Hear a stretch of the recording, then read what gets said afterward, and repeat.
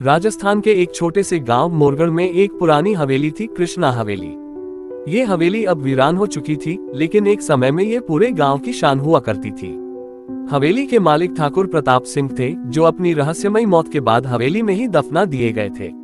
उनकी मौत को 50 साल हो चुके थे, लेकिन गांव में अब भी कहा जाता था कि रात के समय हवेली से किसी के चलने की आवाजें आती हैं। कोई धीमी धीमी आवाज में बातें करता है और कभी कभी कोई औरत रोती भी सुनाई देती है। इस गांव में एक नौजवान था, अभय। अभय को रहस्यों को सुझाने का जुनून था। उसने बचपन से ही हवेली की कहानियां सुनी थी और वह हमेशा जानना चाहता था कि सच में वहां भूत है या ये सब अफवाहें हैं। एक दिन गांव में एक नई खबर फैल गई। रात को हवेली से किसी औरत की चीखें सुनाई दी थी।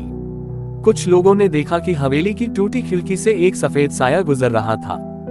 गांव वाले डर गए और वहां जाने से मना करने लगे, लेकिन अभय को यकीन था कि इस रहस्य का कोई न कोई तर्कसंगत कारण जरूर होगा। उसने तय किया कि वह खुद हवेली में जाकर सच्चाई का पता लगाएगा। अगली रात अभय अपनी टॉर्च और कैमरा लेकर हवेली पहुंचा। हवेली के अंदर जाते ही उसे ठंडी हवा का झोंका महसूस हुआ। चारों ओर धूल और जाले थे। पुराने झूमर अब भी छत से लटके थे, लेकिन उनमें मकड़ियां घर बना चुकी थी। अभय धीरे धीरे सीढ़ियां चढ़ने लगा। हर कदम पर उसे ऐसा महसूस हो रहा था जैसे कोई उसे देख रहा हो। अचानक ऊपर की मंजिल से किसी के कदमों की आवाज आई। अभय ने टॉर्च की रोशनी ऊपर डाली, लेकिन वहां कुछ नहीं था। वह आगे बढ़ा और एक कमरे में दाखिल हुआ। जैसे ही उसने दरवाजा खोला, उसके सामने एक बूढ़ा आदमी खड़ा था। उसकी आंखें लाल थीं और वह गुस्से से अभय की तरफ देख रहा था। अभय घबरा गया, लेकिन उसने हिम्मत करके पूछा, आप कौन हैं? उस आदमी ने गहरी आवाज में कहा, तुम यहाँ क्यों आए हो? जो सोया है उसे सोने दो। अभय को समझ नहीं आया कि यह आदमी कौन है और यहाँ क्या कर रहा है। तभी उसे याद आया कि गांव में कोई नहीं जानता था कि ठाकुर प्रताप सिंह के परिवार का क्या हुआ था।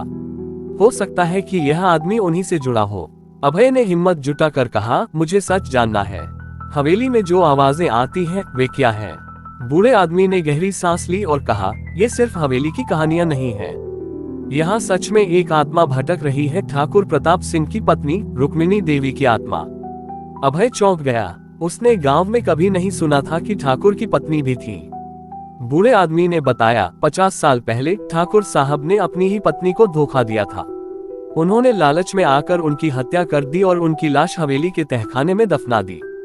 उनकी आत्मा अब भी न्याय की पुकार लगा रही है। अभय ने तुरंत तहखाने की खोज करने का फैसला किया। वह बूढ़े आदमी के साथ नीचे गया और जमीन को ध्यान से देखने लगा। तभी उसे एक जगह की मिट्टी बाकी हिस्सों से अलग दिखी।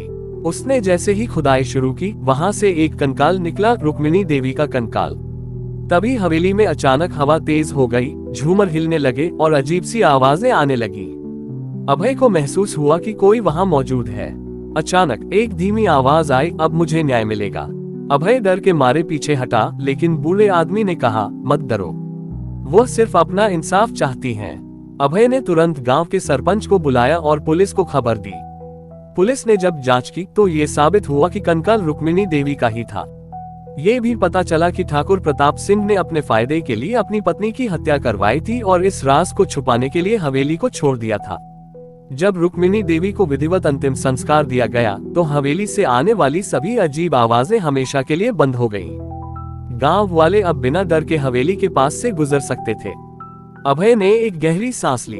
वह जानता था कि उसने इतिहास के एक भूले बिसरे पन्ने को फिर से उजागर किया था। वह अपने गांव को अंधविश्वास से निकालकर सच्चाई की रोशनी में लाने में सफल हुआ था। लेकिन क्या सच में ये कहानी यहीं खत्म हो गई थी? कुछ लोगों का कहना था कि जब हवेली के पास रात को ध्यान से सुना जाए तो धीमी आवाज में कोई फुसफुसाता है। सच हमेशा जिंदा रहता है।